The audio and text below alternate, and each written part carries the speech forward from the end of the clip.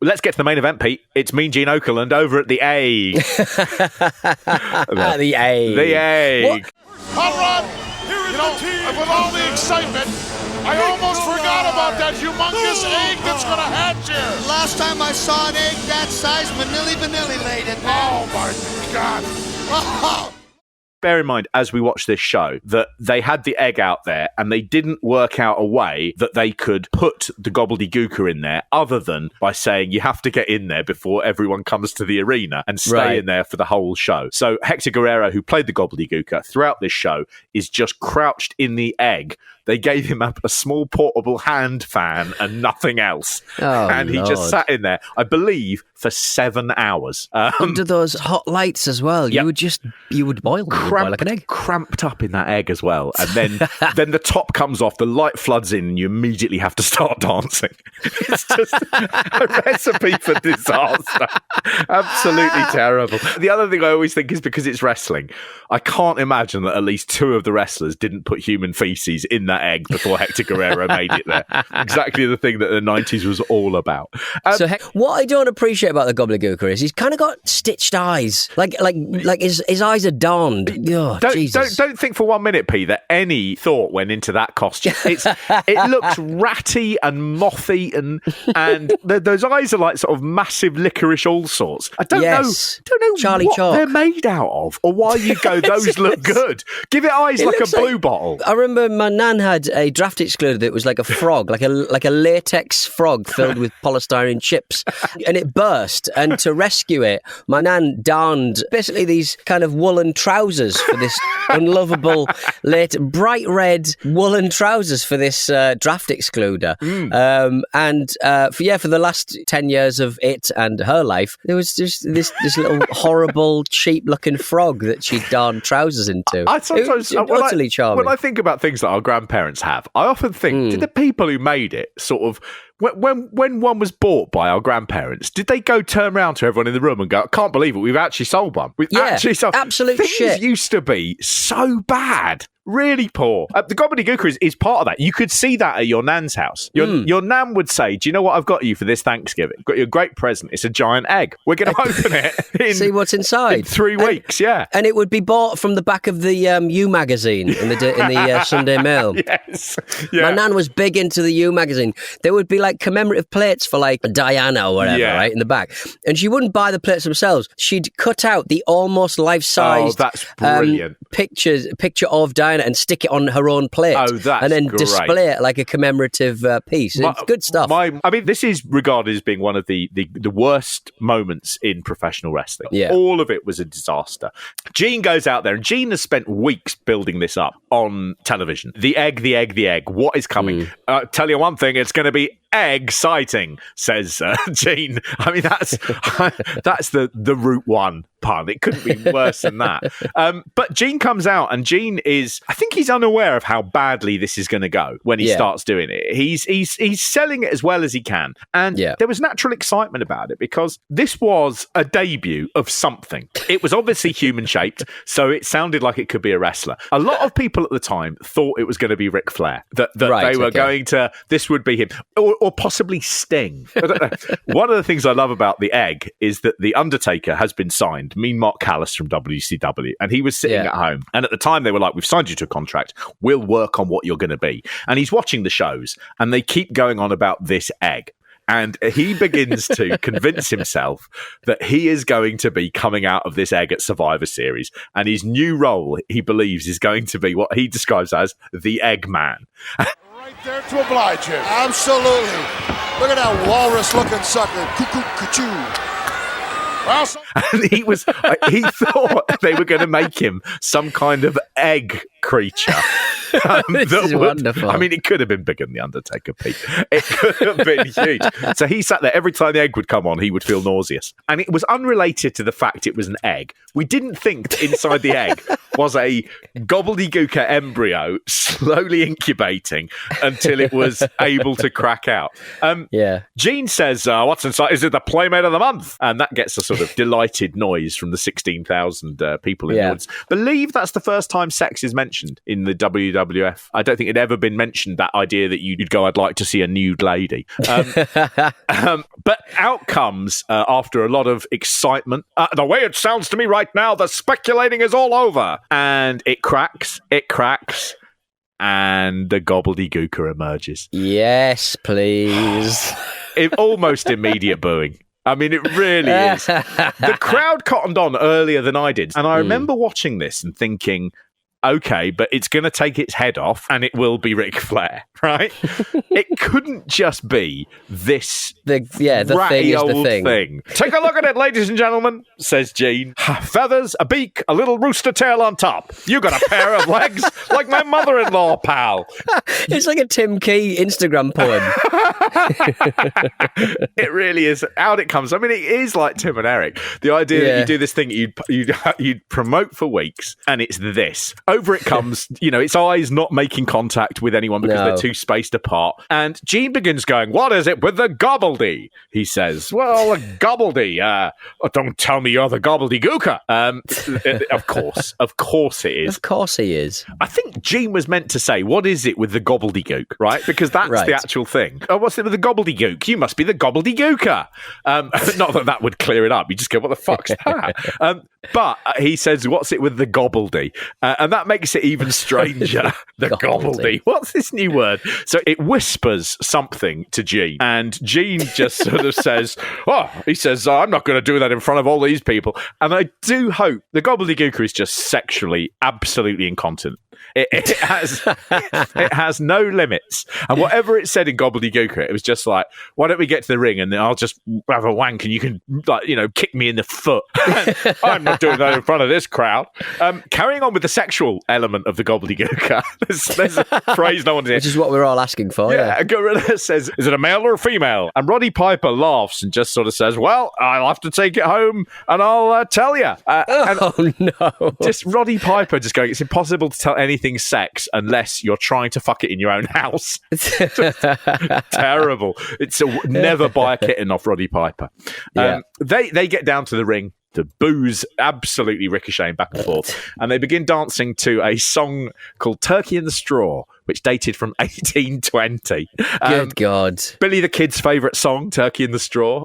Popularised as well by minstrels in blackface. So it is a problematic song, I think, to some today.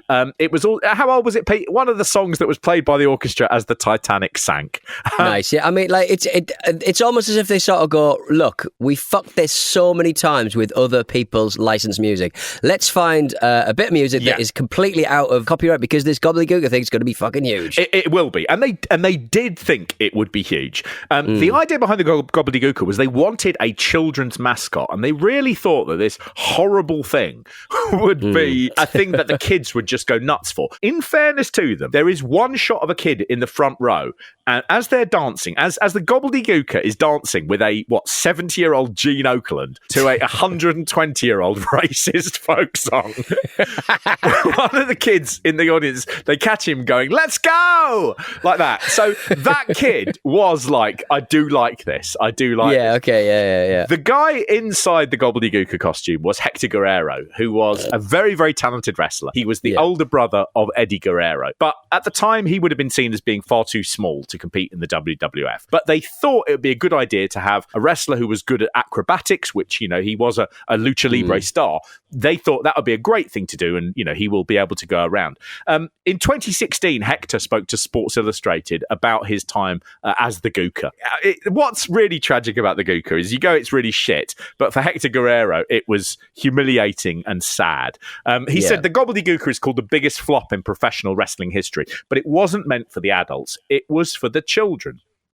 Hector Guerrero said he thought it was a noble decision by Vince McMahon just to try and entertain children, but it didn't go right. He said the circumstances were not favourable. I couldn't see. The eyes were outside and they were bubbled out. It was almost like they drilled holes through golf balls.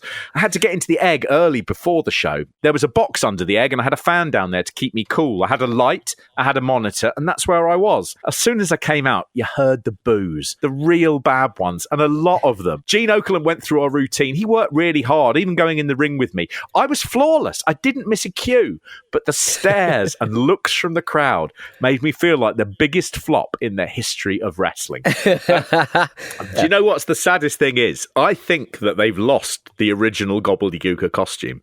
I don't think it exists anymore, because they have brought him back a couple of times over the years. They brought him back in the Battle Royale at WrestleMania 17, which was the gimmick Battle Royal. And that was not the same costume. It was slightly different. And they brought him back a few times in the late 2000s, just as sort of like the Boogeyman was once dressed as him. Maurice wore a disguise as the Gobbledy Cooker to attack Melina, that sort of thing. Yeah. And it's always done in a sort of, this is pathetic and stupid way. In 2013, WWE.com made a short video entitled The Gobbledy Cooker Goes to Work at WWE Headquarters. I've not seen that. I would like to. But what happens is Hector Guerrero, they do actually bring it back a couple of times after this to similar results. Hector Guerrero said, we went to Madison Square Garden 2 months after the Survivor Series flop. We shouldn't have showcased the Gobbledy Cooker at Madison Square Garden, he said. I came out cold turkey. That's a pun, but he didn't mean it. And they told me they'd spotlight me when I walked out. The building went black and they shone the lights on me, and all I could see was white. I couldn't see down, up, left, or right. I tried to feel my way to the ring. I handspringed into the top rope, but I couldn't see the floor. I landed on my bottom, and then they finally turned the lights on, and I went through my routine. Cartwheels, high fives, a little jiggle, jiggle, jaggle, and dancing with the kids. I get back into the dressing room, and they were giving me the dirtiest faces. Vince wouldn't even look at me, and then he walked away. I started to undress, and Gorilla Monsoon walked in and said, we finally figured it out. You couldn't see, right? You think? Everything was wrong, he said. As far as my legacy, I don't want to be remembered as the Gobbledy Cooker, said Hector Guerrero. It is what it is, but if someone wants to judge me for being the Gobbledy Cooker, they need to understand the circumstances I was held under. The circumstances weren't very favourable. When I went in the ring, I gave it my all. I didn't just give 100%, 200%. No. I gave it my all. Amazing sort of thing to get an end story of nobility and sort of dignity out of the Gobbledy Cooker. Just absolutely the worst. And it's such a shame that it happened to someone who was clearly such a brilliant performer and does not deserve really to have that stink of that disgusting, horrible turkey hanging around him all the time. The last bit that happened with the Gobbledy Cooker is in 2011, and Mattel unveiled a prototype action figure of the Gooker at the San Diego Comic-Con, which was to gauge the reaction among fans as to whether they put it into production. There was no reaction, so it never made it into production. A continual history of abject failure with that character. Come on, everybody, and get up off your feet. Come on, Gobbledy Gooker, and do the bird with me. I said, bird, bird, bird. Bird, bird, bird. Bird, bird, bird. Bird, bird, bird. We then get the final Survivor Series match. The survivors all coming together. It's Rick Martel and Ted DiBiase are the sort of two team captains who have joined together. They do a little promo section here, and everyone is so on point with their promos. Just everyone knows what their character is. Everyone knows what they want to say. DiBiase does a great bit here where he talks about Tito Santana. And if you looked at the good guy team of Hogan, Warrior, and Santana, Santana is the odd man out there. Yeah. But they do a good job of DiBiase just goes, Tito Santana, you're an incredible performer. But unfortunately, tonight it's the right place, but the wrong time. And they build him. He doesn't sort of go, you're crap, you shouldn't be here. It's a really basic bit of going, everyone is lethal and everyone is good, even the people that you don't necessarily think are great. They talk as well about the bad blood between Hulk Hogan and the Ultimate Warrior. The two had met at WrestleMania 6.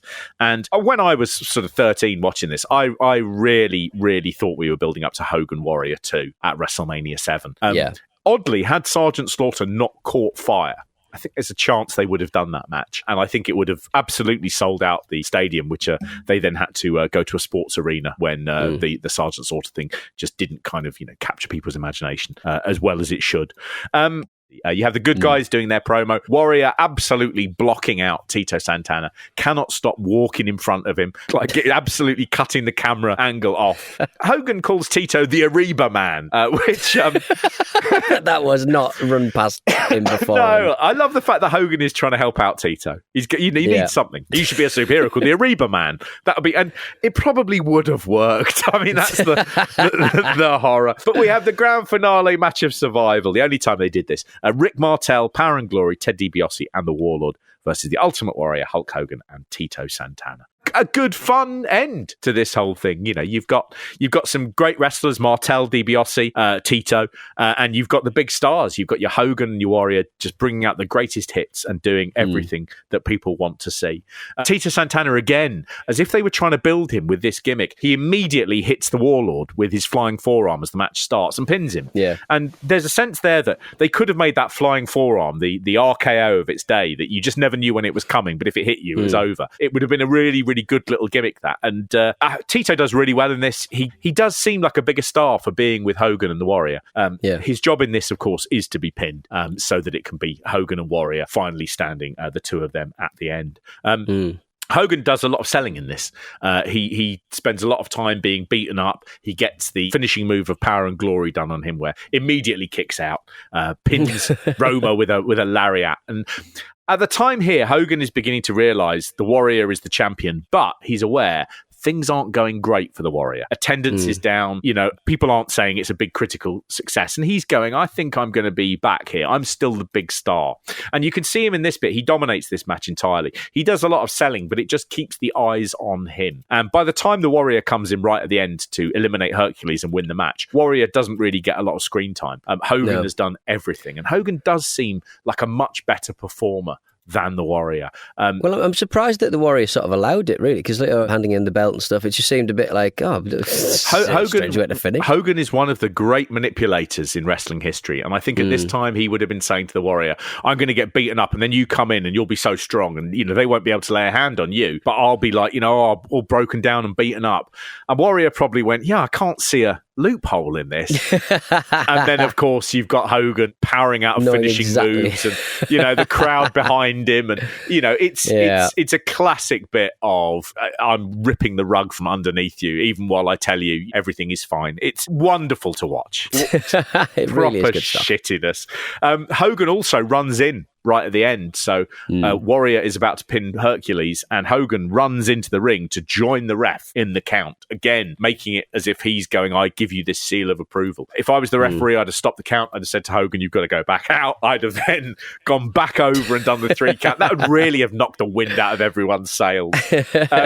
They very much then both attack Slick for the crime of accompanying his client to ring. That's the punishment he gets.